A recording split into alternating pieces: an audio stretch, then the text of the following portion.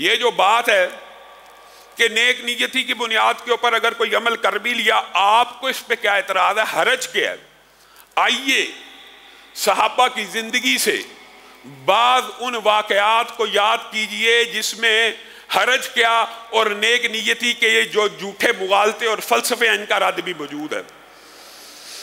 امی عائشہ کے ایک بھائی ہیں عبد الرحمن، ان کے گھر بچہ پیدا نہیں تھا ہوتا، تو ان کی ایک رشتہ دار نے نیت کی کہ اگر عبد الرحمن کے گھر میں بچہ پیدا ہوگا، نظر مان لی نیت کی کہ اگر عبد الرحمن کے گھر میں بچہ پیدا ہوگا تو عقیقے کے اوپر بکرے یا بکریاں ذبح کرنے کی بجائے اونٹ کو ذبح کروں گی۔ عقیقے کے اوپر بکریاں ذبح کرنے کی بجائے کیا کروں گی؟ اونٹ کو ذبح۔ اونٹ کی قربانی جائز ہے کہ نہیں؟ جائز ہے۔ حلال ہے کہ نہیں؟ ثواب زیادہ ہے کہ نہیں بکرے سے؟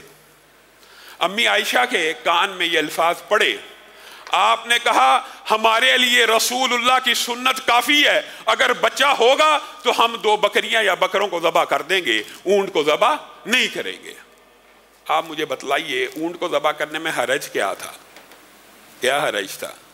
کیا نیت بد تھی؟ نیت تو نیک تھی، نیت تو بکرے سے بھی زیادہ ثواب کمانے کی تھی۔ اسی طرح مسجد النبوی کے اندر بعض لوگوں نے امامت کروائی، کس نماز کی؟ چاشت کی، اشراق کی نماز کی امامت کروانا شروع کی۔ عبداللہ ابن عمر امی عائشہ کے حجرے کے باہر بیٹھے تھے، کہا یہ آپ سے سوال پوچھا یہ لوگ کیا کر رہے ہیں؟ تو عبداللہ ابن عمر نے کہا یہ بدعت کر رہے ہیں، یہ بدعت کر رہے ہیں، یہ رسول اللہ صلی اللہ علیہ وسلم سے ثابت نہیں ہے۔ نیت اشراق کی جماعت کرانے والوں کی مسجد النبوی کے اندر نیک تھی کہ نہیں؟ نفل کی جماعت کا قرآن و سنت سے ثبوت ملتا ہے کہ نہیں؟ تراویح کی نماز نفل نماز ہی ہے نا، لیکن چونکہ رسول اللہ نے اس کی جماعت 3 دن کروائی تھی، اس لیے حضرت عمر نے کہہ دیا تھا، اور ایویں بلا وجہ اس بات کو دلیل بناتے ہیں۔ یہ وہ جو تیسرا جملہ ہے کہ حضرت عمر نے کہا تھا کہ جی بدعت اچھی بھی ہوتی ہے، معاذ اللہ۔ رسول حضرت عمر نے ایک مشروع عمل کے بارے میں کہا تھا کہ یہ کام تم نے اچھا کیا کیونکہ شریعت سے ثابت ہے، رسول اللہ نے 3 دن جماعت کرائی، رسول اللہ تو ایک مرتبہ بھی جو عمل کریں وہ حجت ہو جاتا ہے، 3 دن جماعت کرائی تھی، تم مستقل جماعت کراتے ہو تو یہ عمل اچھا ہے۔ وہ کہتے ہیں جی حضرت عمر نے کہا تھا یہ اچھی بدعت ہے۔ عبداللہ ابن عمر نے لوگوں کے اس دور میں بھی اس فہم باطل کو مسترد کرتے ہوئے یہ کہا تھا کل بدعت ضلالہ، ہر بدعت ہی گمراہی ہے، وَإِنْ رَآهَا النَّاسُ حَسَنًا، چاہے لوگ اس کے بارے میں کہتے پھریں کہ یہ اچھی ہے، چاہے لوگ کہتے پھریں کہ بدعت اچھی بھی ہوتی ہے، کل بدعت ضلالہ، کل بدعت ضلالہ، دین میں ہر نئی بات بدعت ہے اور ہر بدعت ہی گمراہی ہے، چاہے لوگ کہتے پھریں کہ یہ بدعت اچھی ہے۔ اور میرے بھائیوں نیک نیتی، نیت اگر دنیا کے اندر کسی کی دلیل ہوتی تو آج کے مولوی کی ہوتی کہ صحابہ کی ہوتی؟ صحابہ سے بہتر نیت کسی کی ہو سکتی ہے؟ یعلا بن امیہ خانہ کعبہ کے اندر ہیں، طواف کر رہے ہیں، رکن یمانی پہ پہنچتے ہیں، حضرت عمر کا بھی ہاتھ پکڑ لیتے ہیں، روایات کے الفاظ متعدد ہیں، حضرت عمر کا بھی ہاتھ پکڑ لیتے ہیں، اور خود بھی رکن یمانی کے ساتھ چمٹ جاتے ہیں، چپک جاتے ہیں، بوسے دیتے ہیں۔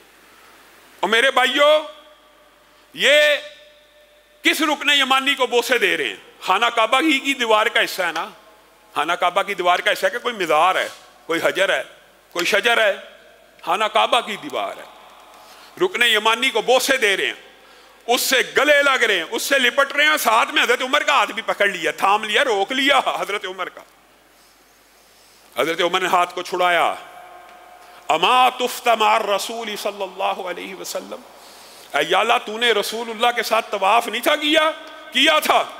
کیا رسول اللہ صلی اللہ علیہ وسلم نے رکن یمانی کے اوپر یہ کام کیا تھا جو تو کر رہے؟ میں نے رسول اللہ کے ساتھ طواف کیا تھا لیکن رسول اللہ نے یہ کام رکن یمانی کے ساتھ نہیں تھا کیا۔ ہاں دیگر روایات سے یہ بات ثابت ہے، رسول اللہ یہ کام کہاں کیا کرتے تھے؟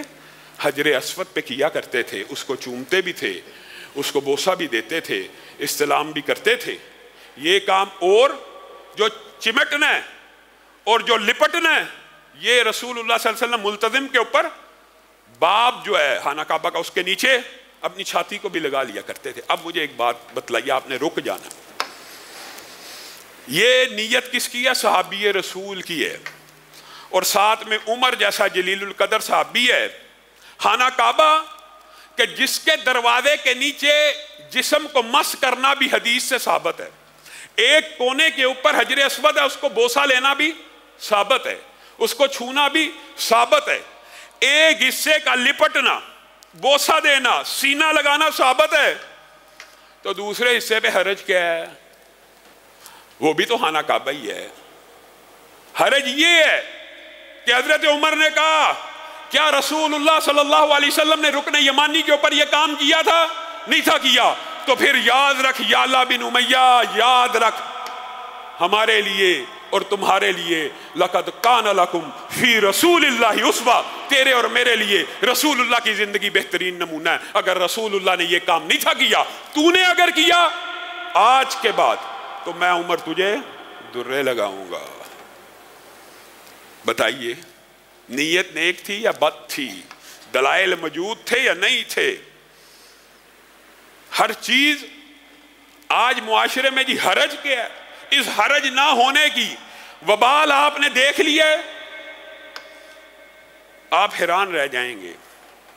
معاذ اللہ ثم معاذ اللہ, الزام ہم پہ ہے, گستاحی کے تانے ہم سہتے ہیں, الزام ہم پہ لگتا ہے, اور شرم آپ کے بگڑے ہوئے لوگوں کو نہیں آتی کہ رسول اللہ کا نام کیکوں کے اوپر لکھ کے ان کے اوپر چھری کو چلا جاتے ہیں اور نام محمد کو معاذ اللہ ذبح کر دیا جاتا ہے.